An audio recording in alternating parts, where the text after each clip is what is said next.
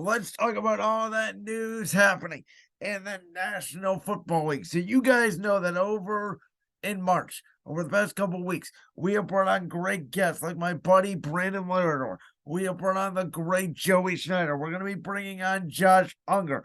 We're going to be bringing on Michael Reiner. We're going to be bringing on Sean Fitzgerald. We already have brought on Austin Arnold, as I talked about earlier.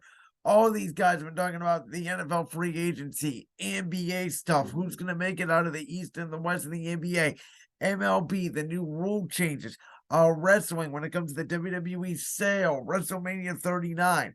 But in our NFL conversations, we have talked a lot about Aaron Rodgers, Derek Carr, Lamar Jackson, Justin Fields. And I haven't had a chance today talk about the trade that the Chicago Bears made to acquire DJ Moore for the number one overall pick that Carolina went up and got. Very fascinating. Now, a reminder here that most of these interviews that I'm doing with these people, and I've made a note in those podcasts, they are pre-recorded. If they're a Tuesday podcast, usually recorded on Thursday or a weekend. Thursday podcast usually recorded on the weekend. So between that amount of time, obviously, a lot of news is breaking.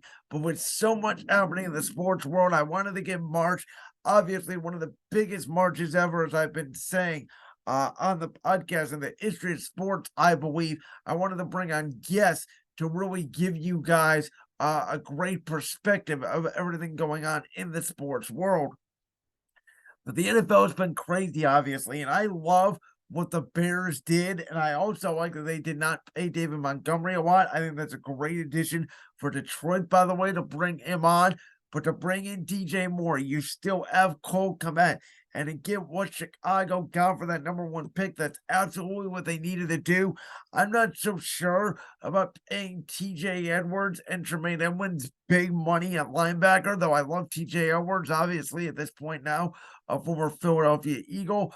I think they still need to focus on the offense side of the ball, get their offensive line right, maybe add another receiver to that fleet to help out Justin Fields. They begin to build around Justin Fields and the Bears. But DJ Moore is a legitimate number one wide receiver. He's going to help the Bears, and especially if Aaron Rodgers leaves the NFC, now the NFC North is wide open.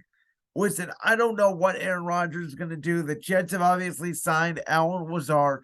That is another weapon that Jordan Love is not going to have now that it seems like the Green Bay Packers are going to move forward with him. I talked about it at length. I thought Jordan Love, potential option for him could be Tampa Bay. They just signed Baker Mayfield.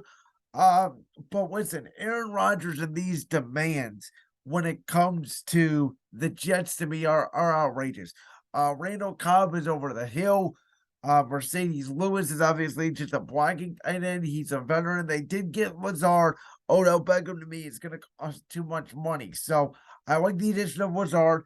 The Jets obviously need another wide receiver, but I do not get the idea of going from the Packers, who are still one of the best teams in the NFC, even if they didn't even make the playoffs last year, just by subtraction of the quarterbacks in the NFC now if you have Aaron Rodgers, as opposed to the New York Jets, where you're going to go for the Dolphins.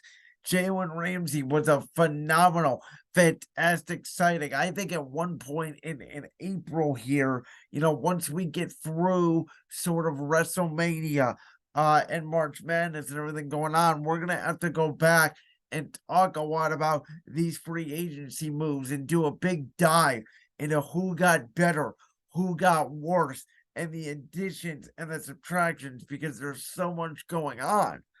But obviously the Bills are still good in the AFC. Miami got better with Jalen Ramsey. AFC West, you still got to deal with Kansas City, the Chargers, Denver now with Sean Payton and Russell Wilson, Vegas, who I think will actually be better with Jimmy Garoppolo. I said in our minute to win a QB version this year, which I have been dead wrong about, by the way, to this point, the most wrong I have been in the 3-year history of our NFL QB minute to win it. I thought Jimmy Garoppolo was going to be a Jet. He ends up going to Las Vegas. I think it's a good fit with Josh McDaniels. They obviously traded away Darren Waller to the Giants for just a third-round pick. I thought that was too little value for Waller. But Vegas, obviously, they signed Jacoby Myers. I thought that was a great signing. You still have Josh Jacobs, Devontae Adams. They still have pieces. Signing Marcus Epps from the Eagles, good kid in the safety room. Now you got to get some defensive backs if you're Josh McDaniels to go up against those weapons in the AFC West. We're talking Mike Williams, Keenan Allen, and Kansas City's weapons, obviously, along with Denver's weapons. Though it sounds like one of Judy's son could be out the door. Yeah, you got Vegas, you got Cincinnati, Baltimore. They keep Lamar Jackson. We'll see what the Browns do with Deshaun Watson. Pittsburgh's still a viable option with Kenny Pickett, Trevor Lawrence, and the Jags in the AFC South. We'll see which quarterback the Indianapolis Colts pick up.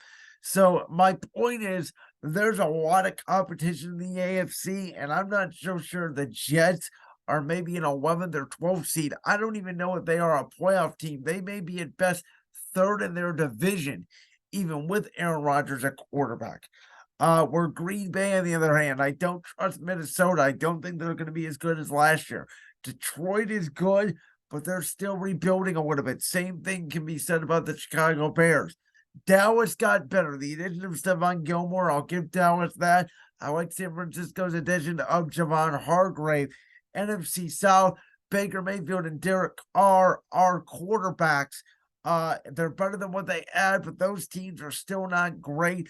So I look at the NFC and I see Philly, San Francisco, and Dallas as three legitimate contenders, and the rest are sort of eh.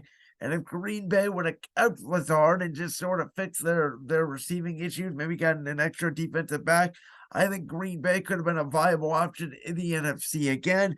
Though it sounds like Aaron Rodgers is leaving, and I don't get it, and I don't understand it. Just like I don't understand Baltimore. We've said it. I've interviewed Joey, Brandon Laird, or Austin Arnold. And hear my conversations with Michael Ryder, who's a Steelers fan. Josh Unger, who is a Browns fan, obviously. Sean Fitzgerald, by the time we get there, if that doesn't commence already. Lamar Jackson is a special talent. And I don't understand why Baltimore hasn't paid him. I don't understand the injury concerns. I would have paid him a bag, absolutely, and he would be my franchise starting quarterback for years to come if I was the GM/owner and runner of the Baltimore Ravens. Obviously, that is not happening, and Lamar Jackson seems to be on his way out of Baltimore. Where he goes is a mystery. Now, if I was the Jets, if I don't get Aaron Rodgers, I'm not going after Lamar Jackson, just because it seems like you went all in on Aaron, and if you don't do that, then you can go get a quarterback next year. Obviously, Carolina, we'll see who they take, whether it's the raw talent in Anthony Richardson or the more NFL ready, they say, in C.J. Stroud. Though personally, my favorite quarterback out of the whole class is Bryce Young out of Alabama. So Carolina's interesting. Colts are interesting. They're not going to be after Lamar Jackson. Very interested to see who comes after Lamar Jackson's services in Baltimore. But obviously, quarterback era so crazy. San Francisco, the addition of Javon Hargrave, adding Sam Darnold to that quarterback room. Dallas just got Stephon Gilmore, the defensive back, formerly of New England, Buffalo, and Indianapolis last year. So there's a lot going on in the NFL. A lot of moves are being made. The Eagles just cut Darius Slay. Good corner available on the market. They struggled at the end of last year. Sounds like they're going to get C.J. Gardner-Johnson back. There's not a lot of eye-popping moves out there. I do really like Jesse Bates to the Falcons. That team does seem like an ideal scenario for Lamar Jackson if they do not decide to go quarterback in the draft or tank for next year for Caleb Williams out of USC. Just because of their roster construction, they acquired Janu Smith for essentially nothing. But free agency is just starting. And this is why I've always said, March Madness this year, I think it's going to be really entertaining, even though there's not a great team. But NFL free agency is truly March Madness. It is as much March Madness as the NCAA tournament itself. There's a lot happening. Teams are flipping overnight. We can see Aaron Rodgers go from the NFC to the AFC, Lamar Jackson to the AFC to the NFC. We can see Atlanta go from bottom of the basement to potential, dare I say, Super Bowl contenders If you add Lamar Jackson or Arthur Smith and crew, obviously Tennessee is Tennessee. They seem to find a way to win games. So the AFC is a lot harder than the NFC. I think we all acknowledge and agree with that. But with that, man, there's just a lot happening. I'm very excited and very interested to see how the quarterback carousel shakes out. And I don't think we can properly evaluate how Derek Carr, how Lamar Jackson, how Aaron Rodgers is going to do, how this whole NFL landscape shakes out until most of the news is done after the draft, because really it's free agency and the draft, and the additions of those together is what makes you decide how good your football team is going to be for the 2023 NFL season.